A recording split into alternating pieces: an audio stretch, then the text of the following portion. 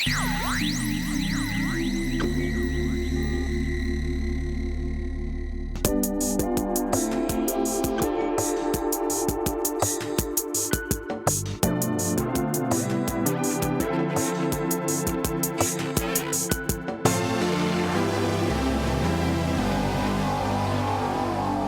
to the Compact Podcast. Today I'm joined by Frawley and Geoff Shullenberger, and we're talking about Trump's inauguration. Biden has left office. I was in D.C. yesterday, and at one point, a helicopter was flying overhead, and a man on the street wearing a Trump hat looked up at the sky and waved and said, "Goodbye, Joe." And I have no idea if Biden was in the helicopter, but that man seemed to think he was. Trump was sworn in. J.D. Vance was sworn in. What did you all make of it? Fashion criticism, welcome. More substantive comments on the speech. All right, we'll come back to the fashion comments because and I'm sure other people too were wondering why Melania was dressed like she was going to a funeral. I'm sure a lot of people have input. I'm quite curious as to why that was there, but maybe I'm wrong. I don't know a lot about fashion, but I was like, why is she looks rather dowdy.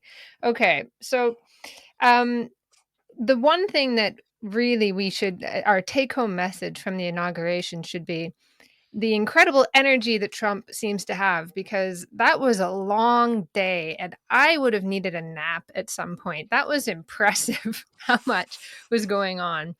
But in all seriousness, I think the key thing that really stood out for me was the incredible amount of optimism in Trump's inauguration speech, and that you heard from obviously people like Musk, ostensible Nazi salute aside. What politician, think of a policymaker for the last at least 30 years, if not more, has had the audacity to promise a golden era, like a new, that the future is going to be good, that the future is going to be better than today. And I think that's the thing that most people don't understand about Trump, what they don't understand about what he stands for. It's that for so long, our elites have tried to convince everyone that this is the end of history, that it's wrong to want to have more, that what people had taken for granted for decades, which was that their lives would be better than their parents' lives and that their children's lives would be better than theirs, that was hubris, that was bad for the environment, that it was good for your soul, good for you as a citizen to accommodate what is possible, to make lesser demands of the world and of the system. And just that incredible hubris that you heard of, like, we're going to put American flag on Mars, that silly though that is, it does stand for that optimistic bourgeoisie that once existed in our world, that once gave capitalism legitimacy, and that has faded away for so long in the face of no alternative. And people are willing to accept, are now more than ever willing to accept that there is an alternative, at least, to this kind of end of history. This is the best that things are going to be. Tomorrow is worse than today, so let's just sustain the present. That people are willing to move beyond that, and I think that's actually really powerful. Absolutely right. We had a piece on Monday from the historian Adam Rowe titled "The Return of American Exuberance," and he wrote the piece, and we picked that title before Trump's speech, but I think the events of the day bore it out in Trump's talk of Mars. And Rowe talks about the territorial ambitions of Trump, this kind of desire for expansion, this desire for land, and also about the way in which, historically in America, certain unrefined ambitions for material increase and a better life and a kind of bold and sort of lustful spirit did conduce to a larger civilizational project. These were channeled in the direction of something, and it had many downsides. Obviously, those are often remarked upon. But yeah, something like that, the revival of that bourgeois spirit is would be very striking, a very striking development. Yeah, I found myself. I think this Ashley's reference to the end of history is important here. I found myself casting my mind back to the various kind of inaugurations over the course of my adult lifetime, and I suppose an interesting thing about the George W. Bush inauguration, which it was the first one for which I was, essentially in my adulthood, is memorable to me because it was framed very differently than what actually came about, right? In part because of the interruption of 9/11. I mean, Bush, in a sense, came into office promising continuity with the Clinton-Gore administration, without the sex scandals, right? It was basically just, we'll keep doing this. They sort of balanced out the Democratic Party with a more sort of rightward pro-business tilt. We're going to balance out the Republican Party with a more compassionate, willingness to, use the state to, make modest improvements to average people's lives, and through education or moderate reforms to the Medicare system or things like that. And of course, then it came to be a presidency defined by foreign policy and by this kind of messianic attempt to spread American democracy across the world. But these were all sort of end of history projects because they assumed that there was a sort of end point to which, which was unevenly distributed, but to which everybody was going to arrive sooner or later, right? And so, these seemingly quite conflicting elements of the Bush agenda were, in fact, reconcilable in terms of this end of history concept, right?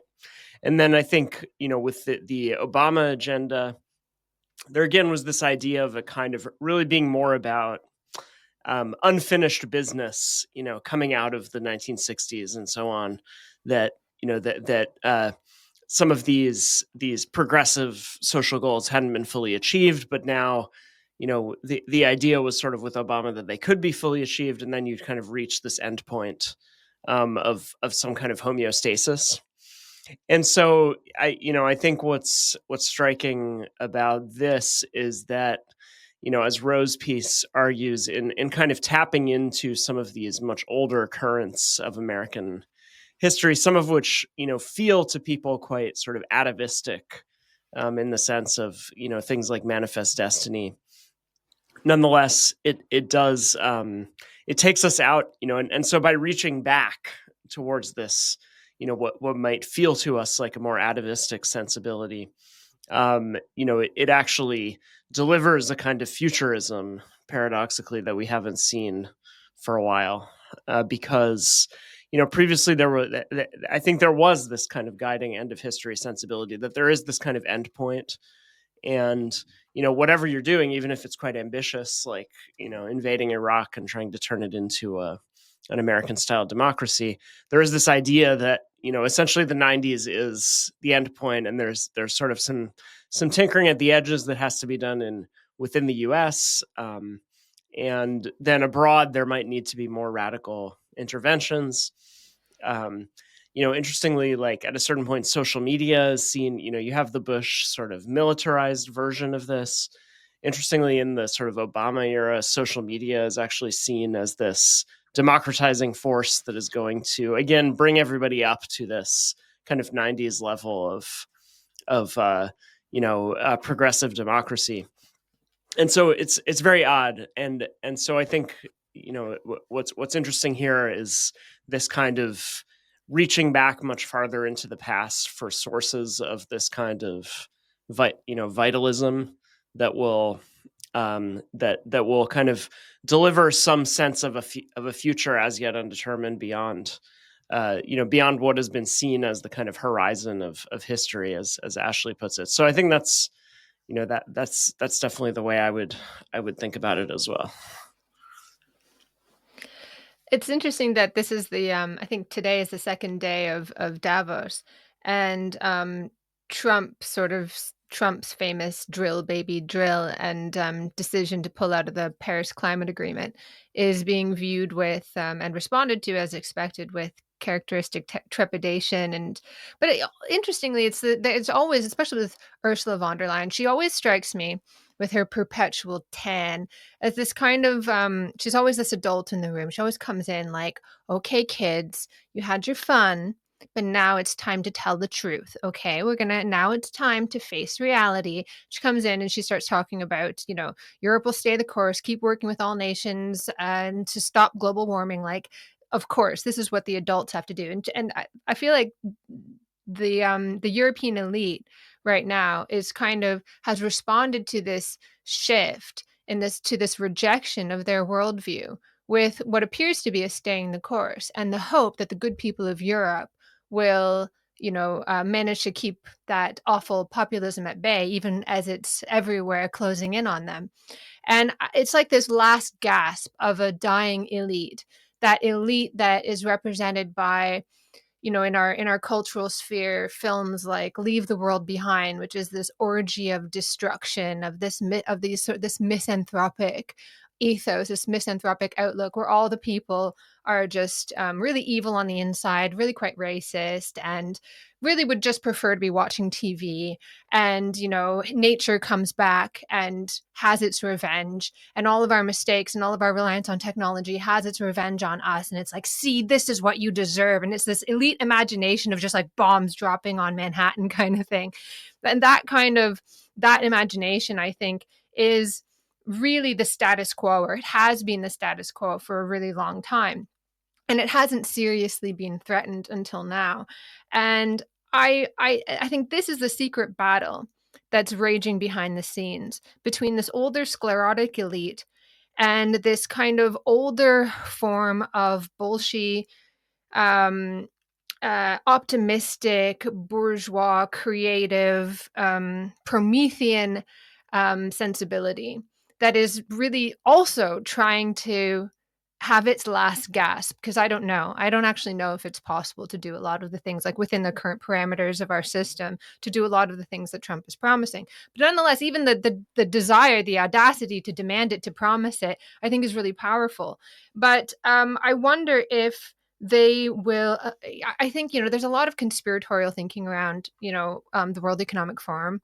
But for anybody, it's so funny when people watch these things or read things that come out of Davos. They're all like, oh my god, what a conspiracy. But that would surprise literally no one who's ever sat in like a HR seminar or a conference that has NGOs in it, or anyone from the voluntary and charitable sector. That's just the way that people think in this world. They're very anti-human. They couch everything that they're saying in this weird leftish language. If you don't know anything, you think, oh, that's communist. But the reason why you should watch these things, why you should see what comes out of that, is to see how this old sclerotic elite is trying to reframe their forms of governance, is trying to make sense of their mission in the era of Trump, in the era of populism, knowing that they're on the way down, knowing that they can't get a passive kind of allegiance from the population anymore.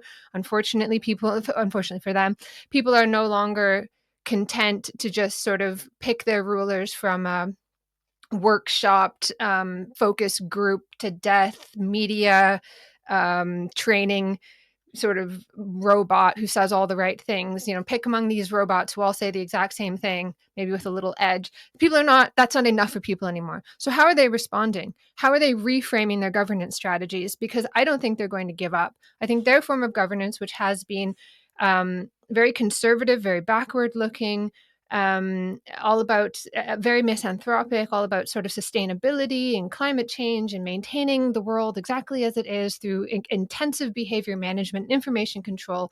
They will not give that up. So I would say watch, the front line might be Trump, but also watch out for what that old elite is saying, what the sort of the NGO class is saying, and how they're trying to respond because I think that's going to be the fight for governance now. Some kind of populism versus that old order. And that old order is dying, but will it allow itself to die a slow death? I am not so sure. So I think that's going to be the interesting thing. I do think there's another battle amongst the populace, the obvious one, the populace that spoke for the working class, and the populace that spoke for the monopolies in the tech world and that sort of thing. And that's going to, assert itself as well. Yeah, I do want to speak to the tech presence at the inauguration, not just the so-called tech right, but figures like Jeff Bezos, Mark Zuckerberg, who had not, been understood to be part of this kind of MAGA-aligned faction that, really emerged into the spotlight during the 2024 campaign, but had, particularly since the election in November, had donated to the inaugural fund and had generally attempted to improve their relations with Donald Trump. Some of this occurred before the election, with Jeff Bezos deciding to pull the Washington Post's endorsement of Kamala Harris. And so, there is a sense in this world that, or there was already a sense that this is the way the wind was blowing, and they had to figure out how to make amends with that. So, all this is pretty striking. And I think I think there are a few kind of ambiguous things about this whole situation. On one hand, it struck me, and this goes back to Ashley's initial comment, it struck me for several years that, an irony of this kind of idea of the sort of high-tech reactionaries, that has been discussed for a number of years, and which I've written about a bit, is that, it's among these very people that you actually find this kind of old bourgeois Promethean ideal of progress kind of announced most forcefully, right? Where ironically, it's sort of the reactionaries who are actually the ones who will enunciate this kind of full-throated defense of this kind of Faustian spirit, right?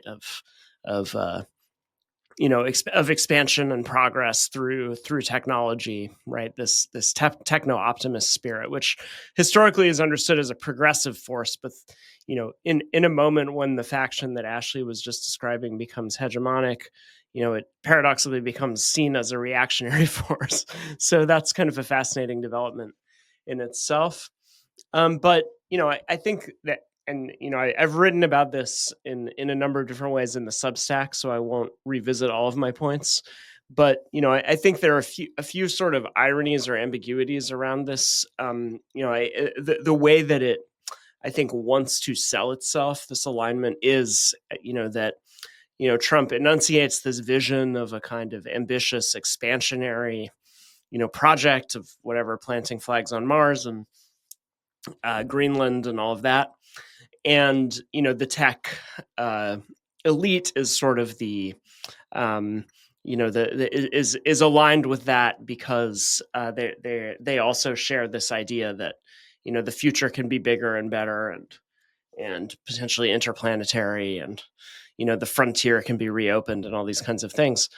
But I think one ambiguity here would be that, and Thomas Fazzi, who is a compact columnist but has a piece in Unheard today just about the imbrication of Silicon Valley with the state as it currently exists.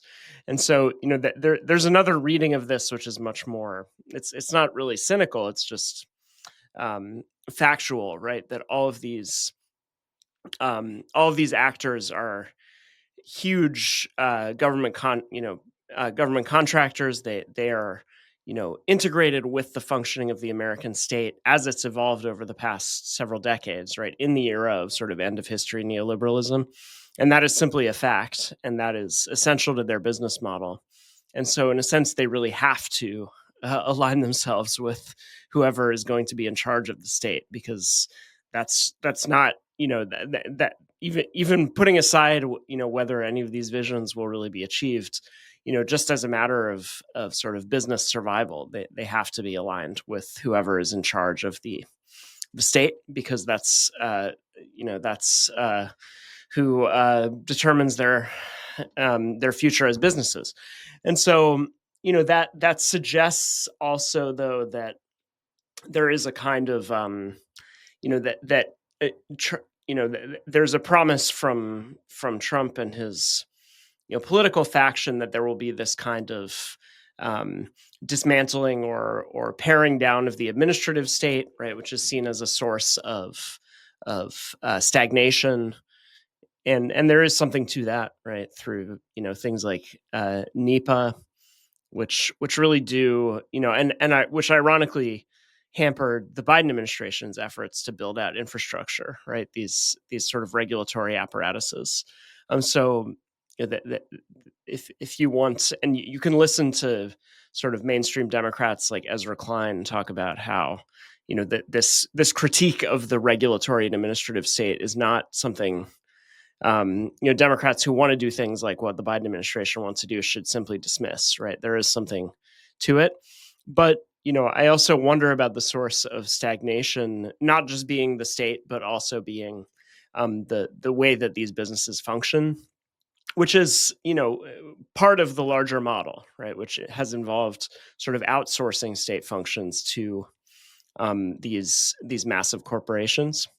And so, I wonder if, behind this kind of techno-optimist rhetoric, there is actually another set of conservative forces that, is embodied in these tech leaders who are on the stage, who really have a business model that relies on not busting up the current mode of functioning too much, because their whole rise has been tied to the form of the state that emerged in the 1990s, and which for a while was really the Democratic Party, especially through figures like Al Gore, who is known for having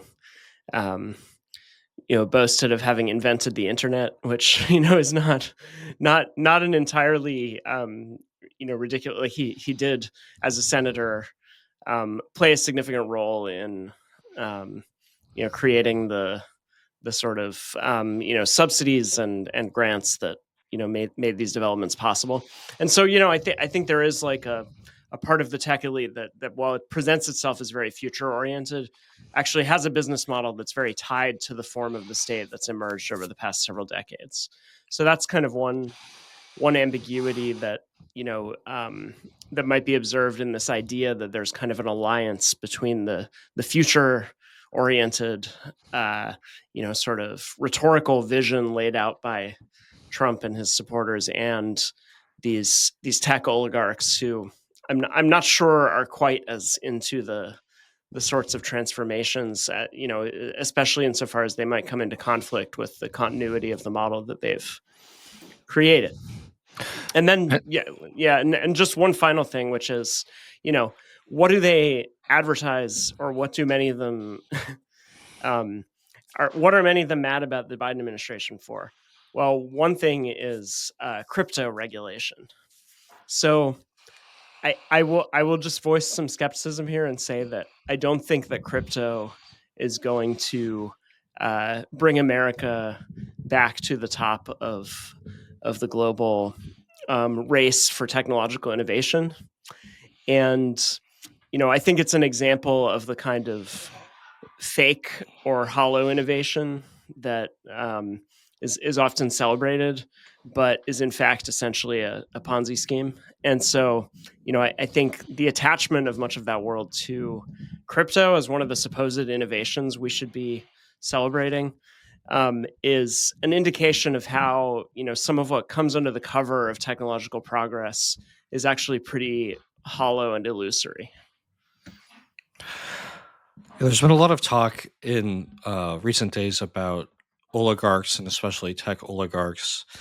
And a candidate for DNC chair made some waves by clarifying that he would, of course, continue to accept donations from good billionaires as DNC chair, but not from the bad billionaires. And so a question has emerged: how do you tell the difference between a good billionaire and a bad billionaire? Well, the bad billionaires are the oligarchs, okay, but the good billionaires are called philanthropists, and it's very important to keep that distinction in mind. All right, if he's a good guy, if he's on your side, if he shares your politics in some way, he is a philanthropist. If he's a bad guy and he's not on your side, he is an oligarch, and we have to remain very clear on the distinction. And if he's attached to a foreign power, he's definitely an oligarch. And if he's supportive of the goals of the kind of U.S. security apparatus, of the kind of Alexander Vindman worldview, then he's certainly a philanthropist. So we have to just remain incredibly clear on this. I don't want any confusion. Certainly the influence of the tech right is going to receive a lot of commentary, and rightly so.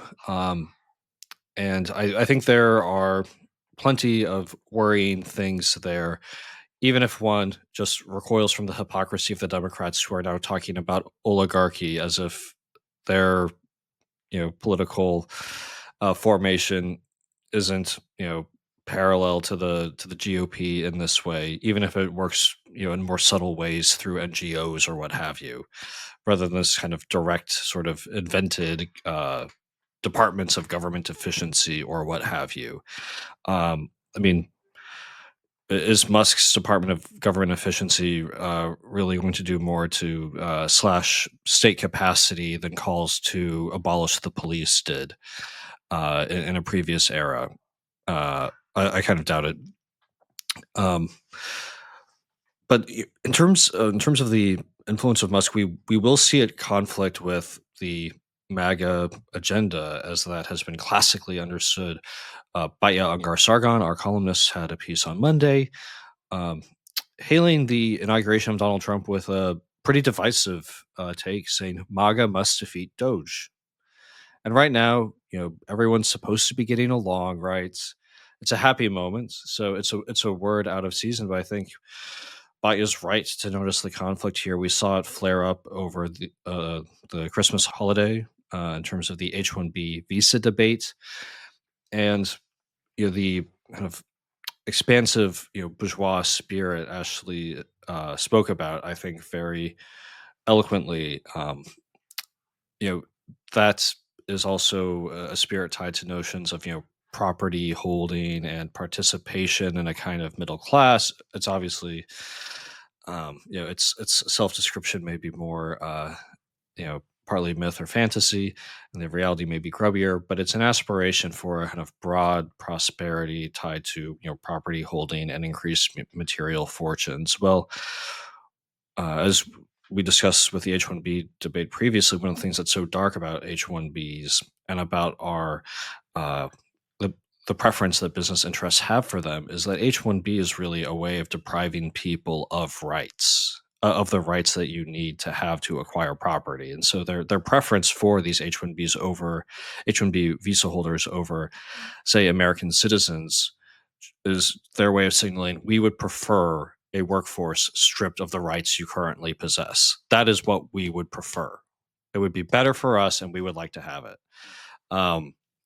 And the more you crank up the H-1Bs, the further you push our country in that direction of a collection of people who don't really have the full rights of citizens. So I do think there are just really deep conflicts here, and we're going to see how they shake out. Obviously, every political coalition has its tensions, and it will be the inclination of a Trump skeptical commentariat perhaps to overplay the contradictions within Trump's coalition, but they're there, and I do think that for all its limits, something like the populist, more purely populist vision of someone like Steve Bannon is going to be very important for actually building a kind of prosperous future for a broad middle class. So there's quite a few things in what you both just said there that I wanted to respond to.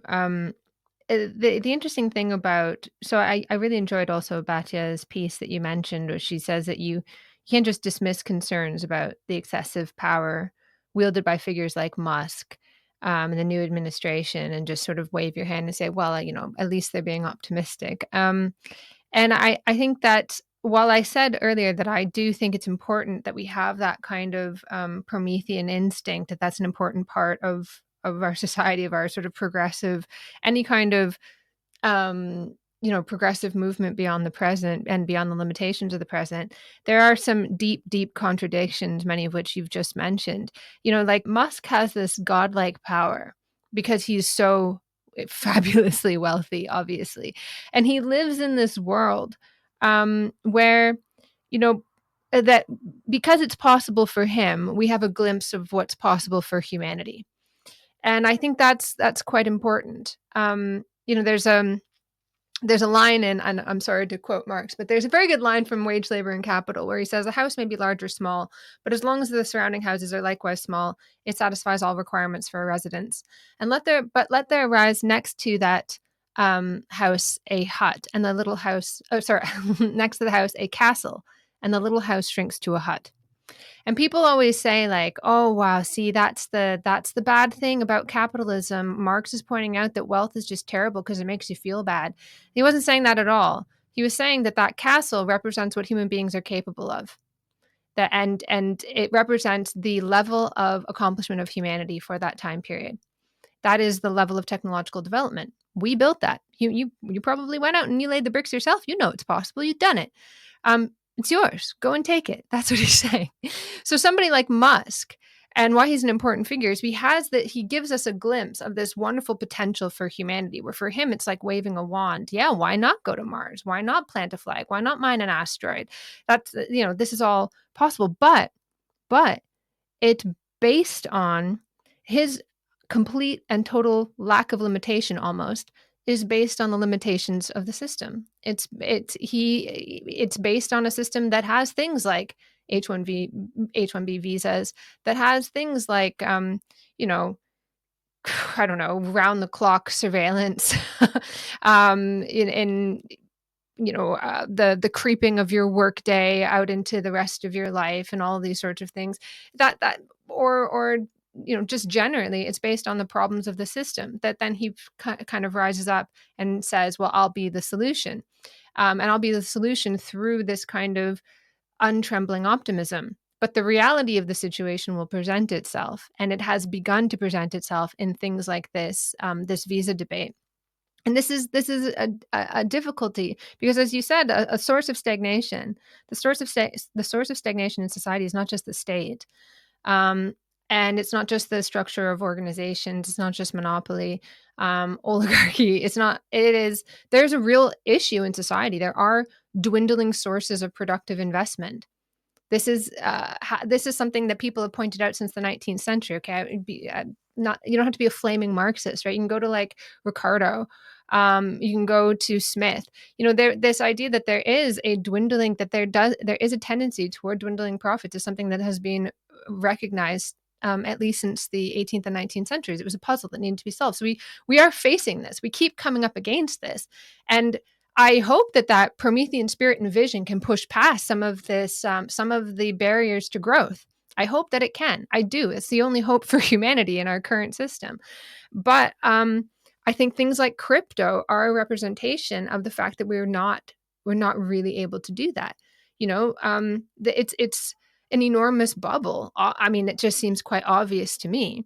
It's like art, right? If you don't have anywhere to put your money productively, you'll put it in things like art. I've come to the conclusion that that's what crypto is. It's sort of fine. It's like fine art. It becomes this place where you can put your money when there's nowhere else to put it. And just hope to God that it gets more and more valuable as time goes on. But in terms of actually producing things in the world, it doesn't. At the same time, I think it has a powerful side to it, and it reaches beyond itself. It reaches beyond itself by calling it a currency that is so radically divorced from anything in the real world, like any labor that you're actually doing. Okay, there's like, you get like a certificate of work or whatever for a Bitcoin or whatever, but it is so radically divorced from the everyday world. I think it speaks to this fact that we're moving beyond something. We're moving towards something. We're moving toward greater possibility, where we are no longer tethered to our social position based on how much sweat the sweat of your brow or whatever. There's increasing possibility out there. So I think, I don't know, I'm not I am dismissive of crypto, but I do think it has a progressive side to it, and it is pointing beyond itself. But I suppose that I think that what we're coming to now is this, fortunately, is a head to these contradictions. For a long time, we were acquiescing to stagnation, the sustainability, this is the end of history. Now we are moving beyond. And the result of that could be catastrophic. But I think they can also be quite good. Like, we can move beyond the impasse that we've found ourselves in for such a long time. One thing I'll just add, having been in DC over the last few days, it brought home to me again the fact that Trump really is the leader of and symbol of a political movement. Obama was also that in his time, for a very different kind of movement, one that was more college educated. But just the number of people in their kind of decked out RVs and kind of overstated outfits, celebrating Trump in every possible way, was striking to see. And there was nothing like that for George W. Bush in his day. It was something altogether different, and there wasn't anything like that for Biden and Harris. So it's just it's striking to see how occasionally we have a presidency that really captures the imagination of a segment of the electorate and seems to express some kind of popular hope. So I don't know. Some people think that Trump is going to be the most important president since Reagan, but certainly he's the one with the most popular enthusiasm since Obama. I was reading that I think it was Reagan and Bush, their inaugurations were like quite opulent, and the people that were there were just like the representatives of money. It was just so moneyed. Whereas I noticed when the journalists were speaking to people, at rallies, it was like, I'm a dairy farmer. It was quite an incredible difference there as well. Like, what a juxtaposition. You got the world's richest man, and the audience is full of like farmers and working class people. That's something. Yeah. Also, the inauguration was held indoors. The parade was called off. I spent a great deal of time outside yesterday in DC. It was cold. It wasn't so cold. It wasn't nearly as cold as it was at the Bills game on Saturday night, where all the Bills fans were out in the snow watching their football team win. Certainly, Americans could have been outside for that. And one thing I concluded from that was just that the inauguration was held indoors, not really because of weather reasons, but because there was a lack of confidence in the ability of the Secret Service and other police forces to keep Trump safe. I think there's still a huge amount of anxiety around that, and the Secret Service is still reeling, and maybe there's not the degree of trust you would want there, and it's just interesting to see that. So I think there are a lot of anxieties behind the scenes of this very happy day. And do I have any evidence for this speculation? No. So just listeners, take it or leave it. But I think that's why it was all held indoors. There, I saw speculation that that Trump opted to have it indoors because he wouldn't be able to get as big a crowd as he claimed he could, and he didn't want to have to count the numbers and have them lower than Obama. Well, yeah, certainly that would be devastating. But I guess I'm not sure I accept that, because I don't see Trump's crowd size estimate really being hindered by any showing. I think he would get to the number he needed. I'm pretty sure, regardless of whether it existed. But I'm certain that his love of large crowds will be his undoing. It almost was. It's the Secret Service must be breaking at the moment. Excuse the terrible phrasing, but yeah, I mean, he simply, not even literally to save his own skin, can he possibly back off from getting as many people as possible to rally around in front of him. So it must. Although it's speculative, I would believe that it had to be held indoors for security purposes rather than the weather, for sure.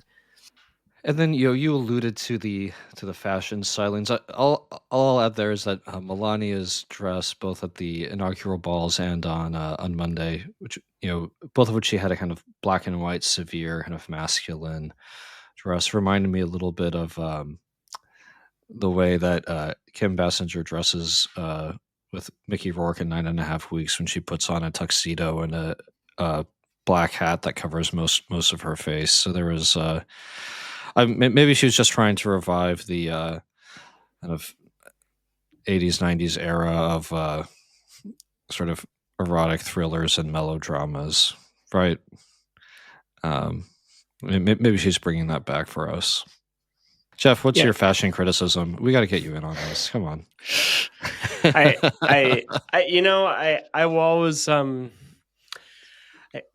always appreciate and will continue to appreciate Melania's stylistic contributions. I was a fan of her Christmas decor. I will defend her role, and I'm looking forward to that aspect of the next 4 years. So I was impressed by Barron's sort of stoic self-presentation. I thought he really he stood out among the crowd on the stage. So I'm excited about that part of the Trump lineage, and I think more good things, at least aesthetically, will come out of it. Yeah, aesthetically, Melania makes her own mark. She's her own woman, and I like that.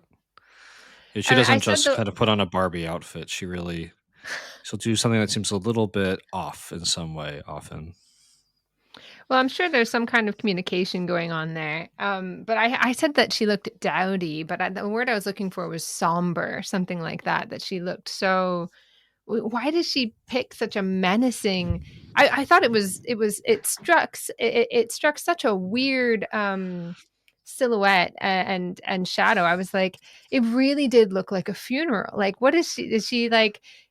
Is it out of expectation? As I said, she's quite aware of her husband's love of large crowds and flirtation with death, or is it like that masculine kind of appeal? Perhaps she's trying to project that kind of masculine image of her husband. I'm not entirely sure, but I thought it was such a weird outfit to choose. But maybe that's I don't know. Maybe that's her fashion. She's always like that. I'm not sure, but I thought that was one of the more somber outfits I've ever seen her wear. We need to add it to the list of kind of sartorial indications of deeper, machinations, along with Jill Biden wearing red when she went out to vote on Election Day, which some interpreted as skepticism of Harris or even support for Trump, with Joe Biden donning a MAGA cap, famously. So, we can pretend that we're getting at the obscure workings of our government by talking about how people dress. Turns out that they just have so many clips of her cringing at her husband that they put on a big hat with a shadow to hide her face. It's just like that simple. Yeah, it was pretty great. So with that, thanks, Geoff. Thank you, Ashley. So much is happening at Compact. Go there, read. If you've been reading us for the past 2 years, I think you really have a head start on understanding today's political developments, both what motivates them and what some of the likely contradictions of the new administration are going to be. And really encourage you to subscribe so you can stay abreast of events.